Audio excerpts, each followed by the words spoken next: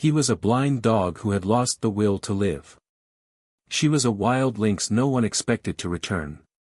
In the heart of Montana's silent winter, their paths crossed again, not as enemies, but as echoes of a forgotten bond. What happened next defied every natural law. And changed the lives of everyone who listened. Townsend, Montana. A remote town cradled by the snow-laden Rocky Mountains, its wooden homes dusted white beneath the early stirrings of a December storm. The trees stood still, sheathed in frost, and the distant lake shimmered beneath a gray sky. In a small log cabin nestled at the forest's edge, silence reigned, so complete it felt like a sound in itself. Inside, a dying fire pulsed faint light against log walls, casting shadows over a large German shepherd lying on an old braided rug. His name was Ranger. 8 years old, he once stood tall and proud with a thick sable coat, keen amber eyes, and the bearing of a seasoned rescue dog. But now, his frame was gaunt, his fur dulled with patches of shed, and his eyes, once sharp with vigilance, were clouded with milky blindness. His ears, once twitching with alertness, rested flat against his head. Ranger had not eaten properly in days. Since losing his sight in the aftermath of a collapsed mine rescue operation 6 months earlier, he had been spiraling into a quiet surrender. The cabin belonged to Dr. Nolan Burke, a 52-year-old retired wildlife veterinarian. A tall, wiry man with crow's feet around stormy gray eyes and a voice that carried both authority and weariness. His hair, once coal-black, now bore streaks of silver, and his hands were perpetually stained with earth and healing salves. Nolan had once traveled across the Pacific Northwest, assisting wildlife sanctuaries and leading rescue expeditions in ravines and remote mountains. But a back injury 2 years ago had ended his field career, and now he tended to Ranger with a devotion born of guilt and companionship. The dog had been his partner in more than one perilous operation. Ranger had saved lives, barked warnings, carried supply pouches through wreckage. And now, he lay motionless, barely breathing beside the hearth. Nolan sat in a rocking chair, watching the untouched food bowl near Ranger's mat. Outside, snow began to fall in thick, slanting sheets, cloaking the landscape in white. The wind whispered through the dense pinewood, pushing against the windows like a restless spirit. A cuckoo clock ticked softly above the mantel, 2:04 a.m. He got up and crouched beside Ranger, running a hand gently over the dog's ribcage. Every bone was sharp beneath the fur. "You've got to want it, Bud," Nolan murmured. "I can't fight this one for you." His voice broke, the guilt knotted deep in his chest. They had tried everything, tactile cues, scent games, even specialized echo harnesses. But Ranger refused to engage. The world had gone dark, and so had his will. Nolan stood, tucked a flannel blanket around the dog, and adjusted the last embers in the hearth. Then, out of habit, he checked the front window, opened just a sliver, enough to let in air and the pine scent of winter. He muttered, "Good night, soldier," and retreated to the small adjoining bedroom. When the door clicked shut, the silence returned. Only the wind and the steady click of snow against glass remained. Outside the cabin, the storm thickened. But from deep in the forest, barely audible over the wind's hush, came a low, rasping call. It wasn't the hoot of an owl or the bark of a coyote. It was rougher, softer, almost like a whisper pulled through cold air. Ranger's ear twitched. He didn't move at first. But the sound came again, closer this time. Then a third time. Something about it tugged at a frayed thread inside him. His nose lifted slightly, pulling in the frigid air. It carried the scent of pine needles, damp soil, and something else. Familiar. Wild, but not threatening. A memory etched in the part of his brain that still worked even when the eyes didn't. He tried to stand. His first attempt failed. Legs buckled. He grunted softly. Tried again. Wobbled. Then, trembling like a branch under snow, he rose shakily to his feet. He took one step, then another, swaying like a drunk old man, but moving. Toward the window. A gust of wind lifted the curtain as he neared, revealing the sliver of opening. Ranger sniffed it, then nosed it wider, the scent intensifying. A desperate instinct kicked in, more memory than reason. He braced himself and leapt. His body slumped through the opening and landed with a soft thud onto the snowdrift outside. For the first time in months, Ranger had moved without aid, drawn by something older than training, an echo of a bond forged long ago. In the silent snowstorm, somewhere beneath the trees, something had stirred. And Ranger, blind and broken, had answered the call. Far down the road, a rusted pickup truck turned into the snowy trail leading to the forest line. Inside was Lila Quinn, her gloved hands gripping the steering wheel. She was 28, slight in frame, with long, curly dark red hair pulled into a beanie, and eyes the color of pine moss. A nature painter and environmentalist recently relocated from Oregon, Lila had come seeking solitude and inspiration, renting a modest cottage just 2 miles from Nolan's cabin. Soft-spoken but fiercely observant, she had a past haunted by her younger brother's death during a hunting accident, a tragedy that left her uneasy around guns and wary of rural isolation.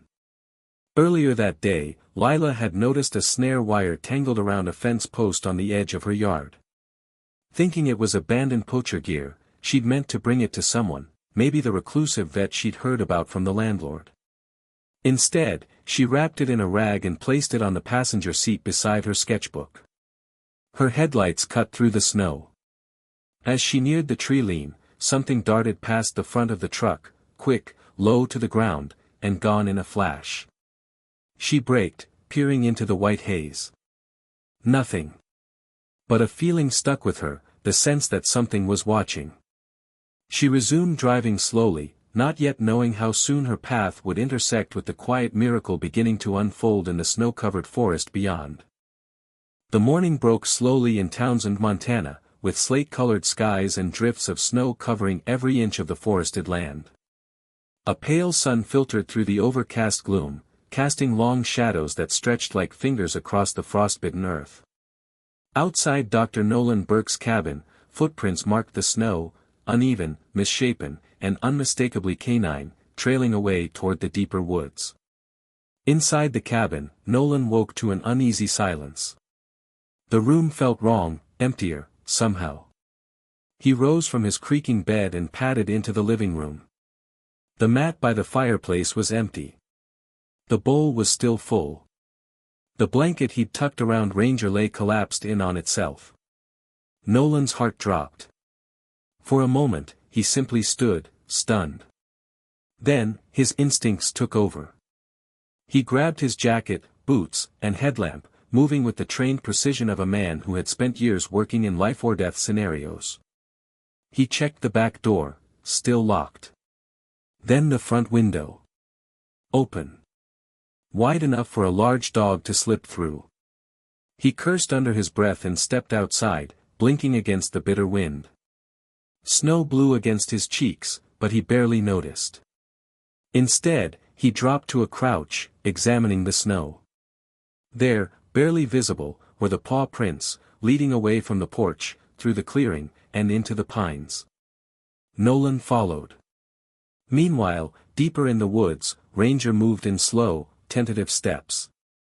His paws broke through the crusted snow, each movement cautious but deliberate. His ears swiveled toward every sound, the crunch of ice, the rustle of branches, and, above all else, a faint call, low and rasping, repeated at intervals. It came from the northeast, echoing through the trees like a thread he could follow. He didn't know what it meant, but he felt he must go. His breath came in short bursts, and his legs trembled with effort. But he didn't stop. Something was out there. Something important. Back on the edge of town, Lila Quinn parked her truck outside the ranger station, a squat building of weathered wood and rusted signage. Inside, she found Officer Jenna Rourke, a local game warden known for her no-nonsense demeanor and heavy braid of chestnut hair tucked under a patrol cap.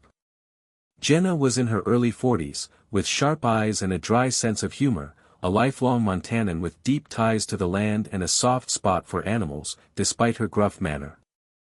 Lila showed her the coil of snare wire wrapped in cloth. Found this tangled on my property. Thought it might be illegal. Jenna took it, eyes narrowing. Definitely not standard issue. Probably a poacher's. We've had traps popping up near the southeast ridge. I'll log it and check the area. Lila hesitated, then added, there's a man, Nolan Burke. A vet. Lives up near the conservation trailhead. Maybe he'd know more. Jenna's expression shifted slightly. Burke? Yeah, I know Nolan. Good man, just, kept to himself more after the accident. Heard his dog's been in bad shape. Lila gave a small nod, wondering if she should bring up the figure she thought she'd seen last night on the road. In the end, she said nothing. Instead, she turned and left, the cold tightening around her shoulders like a shawl. Nolan was a quarter-mile into the forest when he first heard the sound. Not the wind, nor the creak of branches, but a call, soft and guttural. He paused, trying to pinpoint its source. It came again, followed by another, fainter noise, something moving through the snow. Nolan pushed through a thicket of pine boughs and emerged into a clearing. There, in the snowy silence, stood Ranger. And beside him, low to the ground, body tense but still, was a lynx. It was larger than he expected, perhaps 3 feet long, with tufted ears and a thick winter coat of mottled gray and russet. Its yellow eyes locked onto Nolan's, unblinking. But it didn't flee. Instead, it let out a short, almost chirping sound and stepped slightly to the side, as if making room. Ranger, for his part, stood still, ears trained toward the lynx's direction. When the lynx made a second, softer call, the dog adjusted his position and turned his head toward the sound. Nolan's breath caught in his chest. He knew that scar. Just under the lynx's left shoulder, an old, healed gash shaped like a crescent moon. He had treated that injury 3 years ago, back when a young lynx had been caught in an illegal steel jaw trap. He had named her Echo. He remembered the procedure vividly, how Ranger had sat close the whole time, alert and gentle, while Echo was sedated and bandaged. He remembered how the lynx, even after recovery, lingered near the cabin before vanishing back into the forest. Now she was back. And she was guiding Ranger. Nolan didn't move. Didn't speak. Just watched. Ranger took a few steps forward, stopped, then turned to face the lynx again.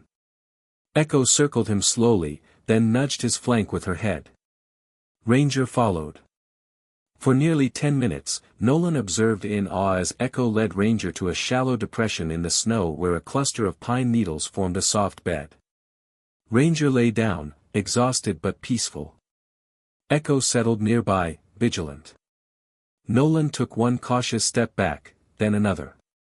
He knew better than to break whatever fragile miracle had taken shape in that clearing. As he turned to leave, the lynx lifted her head but made no move to stop him. He returned to the cabin in silence, mind racing. The dog who had given up had answered a call only he could hear. And the wild had answered in return. A fresh layer of snow had settled over the forest by midday. The clearing where Echo and Ranger lay was quiet, the sounds of the forest muffled under a white blanket. Nolan, back at his cabin, paced before the fireplace, the images of the morning repeating in his mind, the lynx, the guiding nudges, the recognition. He couldn't ignore it. Echo hadn't just returned. She had come back with purpose. And Ranger, his old companion, had followed her as though drawn by some silent vow.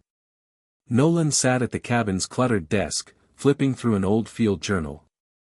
He found the page he remembered. 3 years ago, on a spring morning, he'd scrawled notes about a young lynx rescued from a trap near Clearstone Creek. Left shoulder laceration, crescent-shaped. Responded well to topical antiseptics. Released northeast quadrant after 4 weeks. Named, Echo. He ran his hand down the page. Why now, he whispered. He felt a gnawing urgency, not scientific, but emotional. There was something unfinished about all this, something deeper than biology. Just then, there was a knock.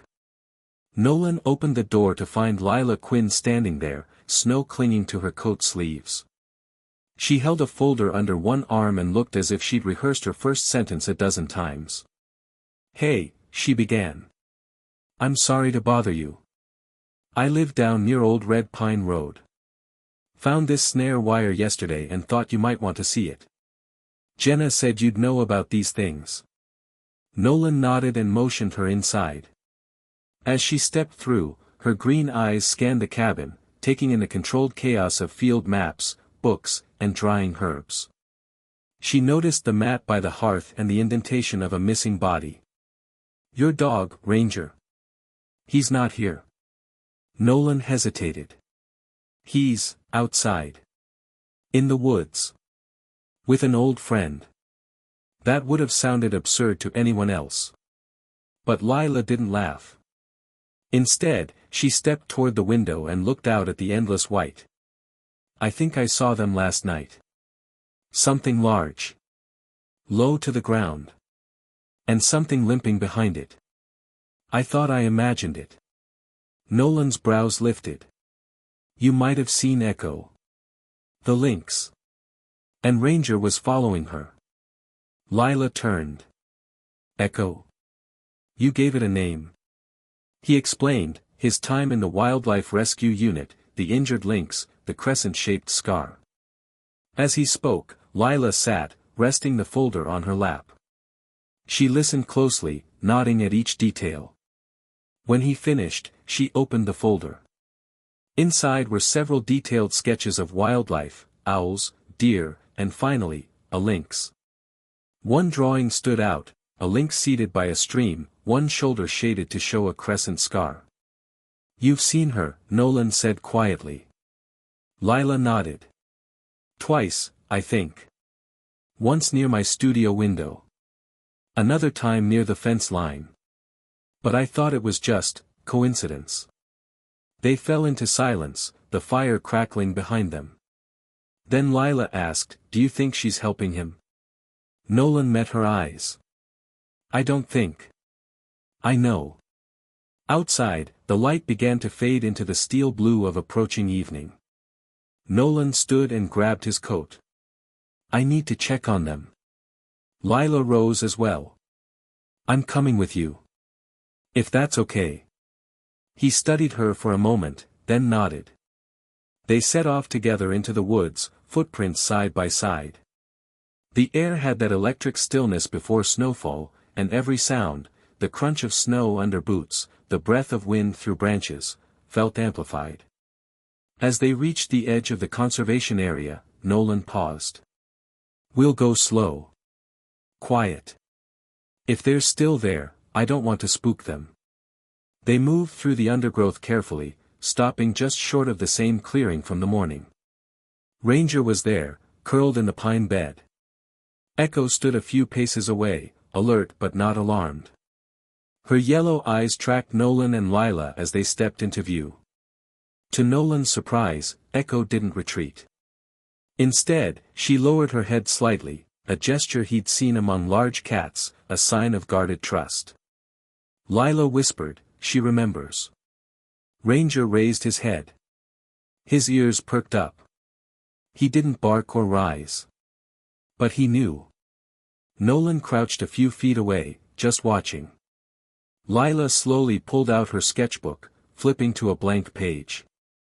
And beneath the falling snow, with Echo watching and Ranger listening, she began to draw. Snowfall thickened overnight, blanketing the Rocky Mountain forest in a luminous hush. By morning, every tree branch sagged under the weight of white, and icicles hung like glass pendants from the cabin's eaves. Townsend, Montana remained still, the kind of stillness that holds breath just before revelation. In the clearing, Echo and Ranger were gone. Only pawprints remained, leading deeper into the trees.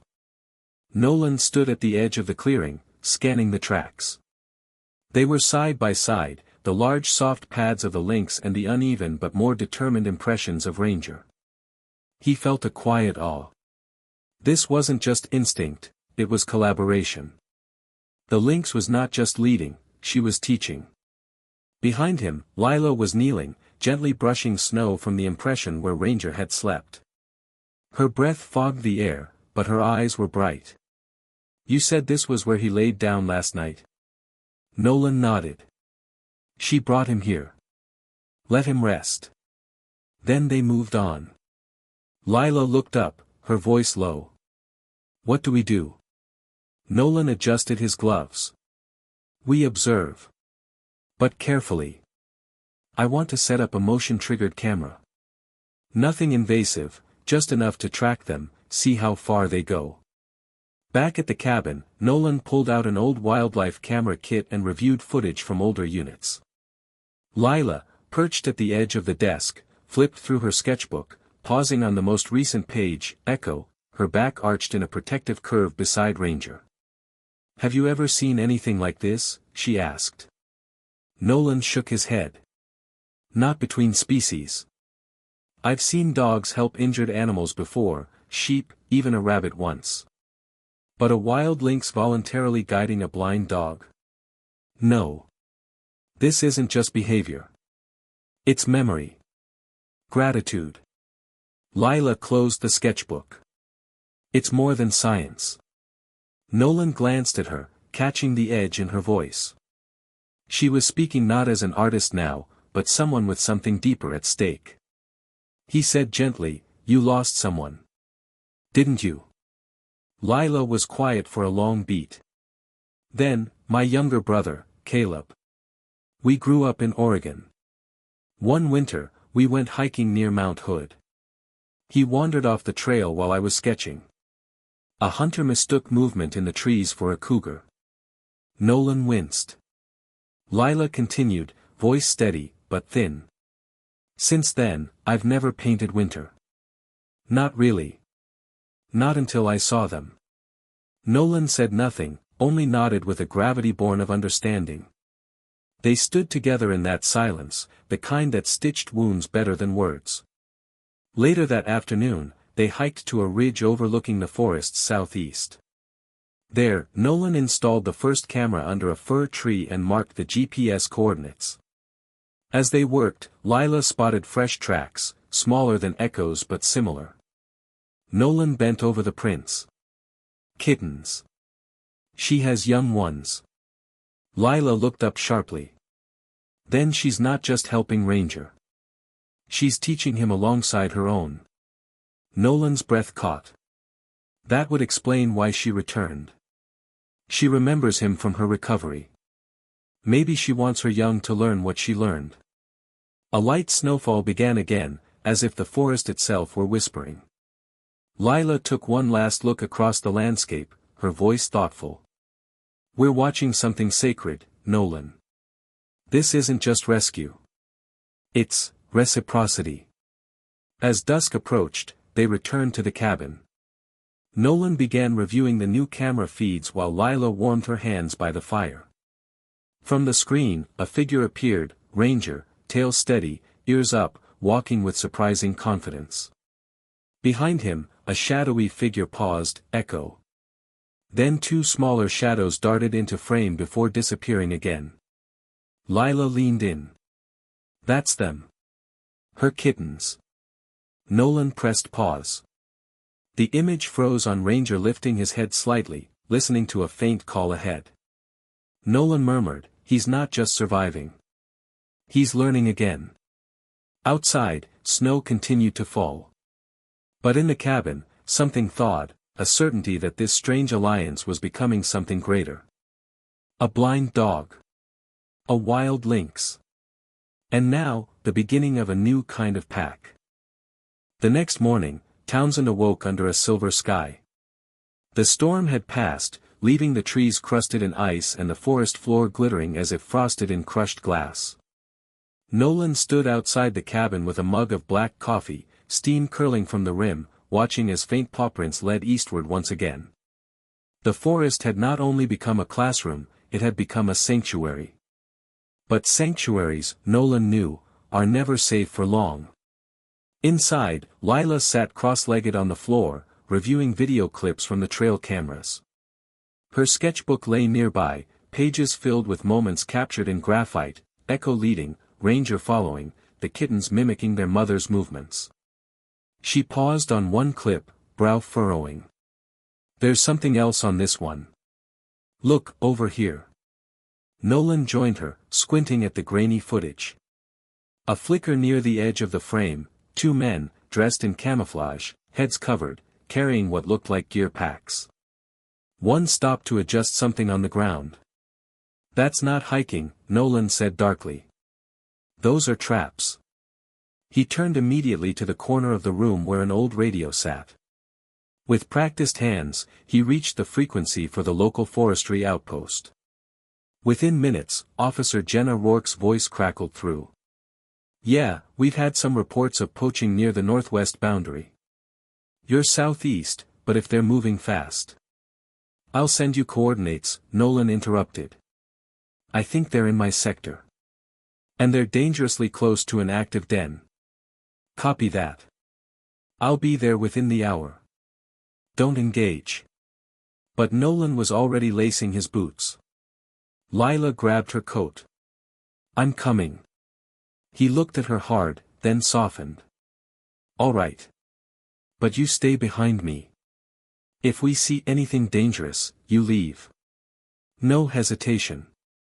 They set out quickly, snow crunching underfoot, hearts hammering. The trail led deeper than usual. As they approached the last known den site, the air grew sharp with silence. Nolan paused and scanned the landscape. Then he saw it, barely concealed under pine needles and snow, a steel-jawed trap, cocked and gleaming with frost. Lila gasped. That could've. Nolan nodded grimly. It still might. As he disabled the trap with a practiced hand, a sound came from the east, a rapid rustling, a warning chirp. Echo. She burst into view, low to the ground, fur fluffed in alarm. She didn't run. Instead, she moved in a tight circle, clearly agitated, then darted away, stopping to look back. Nolan's breath caught. She's leading us. Again. They followed Echo's trail over a narrow ridge, then down toward a frozen creek. There, beside a rotting log, the snow was churned with blood. A small lynx kitten, a male, was limping badly, one leg caught in a snare wire, blood seeping into the snow. We need to get it out, Nolan said quickly. He reached into his pack for wire cutters and antiseptic while Lila cooed softly to calm the frightened animal. The kitten hissed but didn't bolt. Echo stood nearby, tail twitching. Working swiftly, Nolan clipped the wire and wrapped the wound. The kitten collapsed into Lila's arms, exhausted. Nolan stood. We need to bring him in. He won't make it overnight in this cold. As they turned back, Echo made a low sound, a deep rumble from her throat. Behind them, another figure appeared. The second kitten, unharmed but clearly shaken, bounded to her mother's side. Echo nudged both kittens, then looked at Nolan. He met her gaze. We'll take care of them. You have my word. Back at the cabin, the front room became a temporary clinic. Ranger lay on the rug, alert but calm as the kittens were cleaned and settled into a crate lined with blankets. Echo lingered just outside the window, watching every move. Jenna arrived soon after, accompanied by another warden. They confiscated the trap and began planning a sweep of the area. You weren't wrong, she told Nolan. They're moving closer to known conservation land. We'll get them. That night, the wind rose again, brushing against the cabin walls like a warning. But inside, there was warmth. Ranger lay curled near the fire, ears flicking as the injured kitten let out a tiny chirp in its sleep. Lila sat by the window, sketching by lamplight, Echo's shadow just beyond the glass. Nolan stood watching them all. A blind dog, a wounded lynx cub, a wary mother, and a woman haunted by loss, drawn together not by fate, but by choice, and trust. He whispered, more to himself than anyone, we protect what protects us. 3 days passed since the trap incident, and the forest had shifted. What was once fear now felt like a watchful calm. The weather softened, sunlight breaking through the ever-present gray to paint long rays across the white-laced branches. The wounded lynx cub, now named Birch by Lila, was recovering steadily. His paw remained wrapped, and his steps were cautious, but he was curious, sniffing at Ranger, peering out the window when Echo appeared each morning. Ranger, too, had changed. His movements were steadier. His ears more responsive. He no longer lay all day by the hearth. Each time Echo appeared outside the cabin, Ranger stood, waiting, tail low but wagging, and when the door opened, he walked out on his own, following her into the trees. Nolan had begun documenting everything. With Lila's help, he set up a remote camera system along the eastern ridge, and each morning they downloaded footage, Echo demonstrating trail navigation, the kittens mimicking her posture, and Ranger responding to specific vocalizations. Nolan marked every moment in a growing notebook. "There are patterns here," he said one evening. Echoes using 30 or more distinct sounds. Not just signals, teaching sounds. And Ranger's responding with his own. Lila, curled beside the fire, gently cradled the healthy lynx cub, who she had named Fern. "They're building a language. You can see it in their posture, their rhythm. It's not training. It's communion." Nolan nodded. "I'm starting to think we're witnessing the birth of an interspecies communication model." Lila gave a tired smile. "Or a friendship." That night, something changed. At 3:12 a.m., Ranger barked. Not loud. Just once. A sharp, alert bark that woke Nolan instantly. He dressed and stepped out into the cold. Ranger stood by the porch, head turned sharply toward the dark tree line. A flicker of movement, then Echo emerged, alone. She paced briefly, then made a series of sharp clicks, shorter, more frantic than usual. Nolan understood. She wanted them to follow. This time, Lila stayed behind to monitor the cubs. Nolan and Ranger moved quickly, following Echo east, deeper than they'd gone before. It was quiet, unnaturally so. Even the wind held its breath. After 20 minutes of hiking, they reached a rocky bluff overlooking a hollow. There, on the far side of the frozen stream, they saw it, a row of baited steel traps lined beneath a low pine canopy, 5 of them, fresh, set just hours earlier. Echo stood rigid at the bluff's edge, hackles raised. Nolan's heart pounded. The traps weren't just illegal. They were deliberate. This was a kill line. He marked the coordinates, snapped photos, and whispered, "We'll get them shut down. I promise."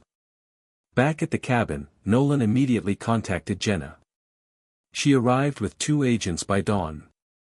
The team moved fast, disabling the traps and setting surveillance in the area. "This isn't just hunting," Jenna said grimly. "Someone's targeting wildlife specifically. We'll post guards. Keep the area sealed." As the agents left, Echo returned to the cabin perimeter. She sat beneath the bare spruce tree, eyes fixed on Ranger, who stepped forward, nuzzled her side gently, and returned to Birch and Fern as if assuming a new role. Inside, Lila turned from the window. They trust each other completely. No one taught them how. They just do. Nolan looked at the gathering, Ranger, the cubs, Echo nearby, and Lila beside the fire. "We have to protect this. Not just for them. For what it proves." He moved to his desk, pulled out a fresh page, and titled it, "The Echo Effect, Day 1 of Public Observation."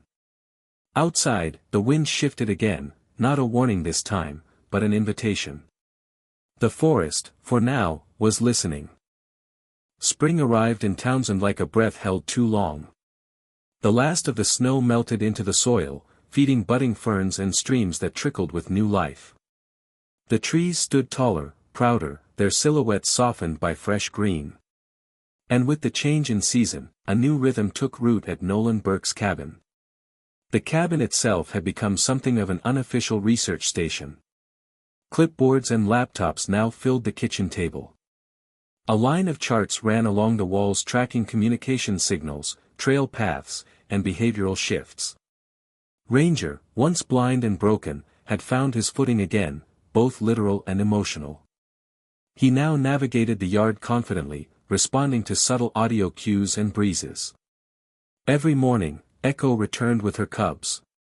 Birch's injured paw had healed to a gentle limp, while Fern now leapt nimbly between logs, her coat glossy under the April sun. Echo no longer stopped at the tree line. She approached the cabin freely, resting near the porch, and letting her cubs interact with Ranger under Lila's gentle supervision. Lila herself had changed. She painted now with a depth Nolan had never seen before, her pieces no longer just depictions of wildlife, but living portraits of connection. Her latest canvas showed Ranger lying beneath a pine tree, 2 lynx cubs curled against him, and Echo nearby, watching, not as a predator, but as kin. One morning, a white SUV pulled up the long gravel path. From it stepped Dr. Elaine Chen, a behavioral ecologist from the University of Virginia, and 2 documentary filmmakers from National Geographic. Nolan had finally agreed to limited, respectful observation of the phenomenon. The data was too important, and the story too profound, to remain buried in the woods.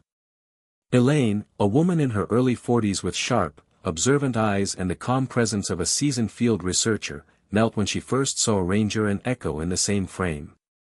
"I thought I understood empathy in the animal world," she said quietly. "But this rewrites what we thought we knew." The documentary crew set up discreet cameras. Footage was gathered of Echo correcting Fern with a chirp when she wandered too far, of Ranger gently guiding Birch with the nudge of his shoulder when the lynx cub froze in unfamiliar terrain. Nolan provided logs, footage, field notes, and a single, handwritten essay titled, "The Forest That Taught Itself." As weeks passed, word of the phenomenon began spreading across academic circles. Nolan and Lila were invited to speak at a major conservation conference. Though Lila declined, choosing instead to stay close to the animals, she contributed artwork for the presentations, images that captured something no lens could, reverence. Then came the day of departure. It was early May, the air fragrant with pine sap and damp earth. Echo arrived as usual but lingered only briefly. She made no sound. No beckoning chirps. No waiting glances. Instead, she turned after only a few minutes and padded into the forest. Her cubs hesitated, then followed. Ranger stood at the edge of the woods, tail low but still. He didn't try to follow. "She's leaving," Lila whispered. Nolan nodded. "She's taught them everything she came to teach. And she's taught us more than we ever expected." Ranger watched until the trees swallowed them whole. Then he turned, walked back to the porch, and lay in the sun. A week later, the area surrounding the cabin and Echo's former range was designated as a wildlife learning preserve. No hunting, no development, just space for wild things to speak and be heard. Lila's first exhibition in Helena opened that summer. It was titled, "Beyond the Trees." The final piece in the gallery was a mixed-media portrait of a blind German shepherd standing nose to nose with a lynx beneath the moon. No words.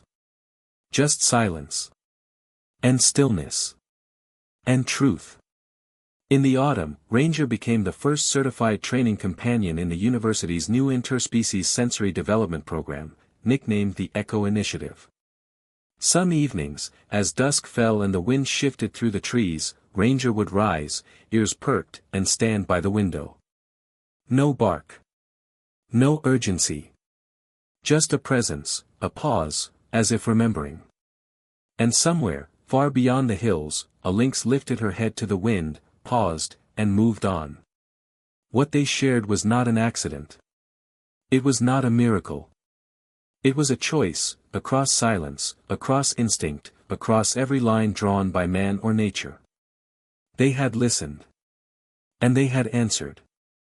In a world so often divided by fear, instinct, and difference, a blind dog and a wild lynx reminded us of a truth deeper than science.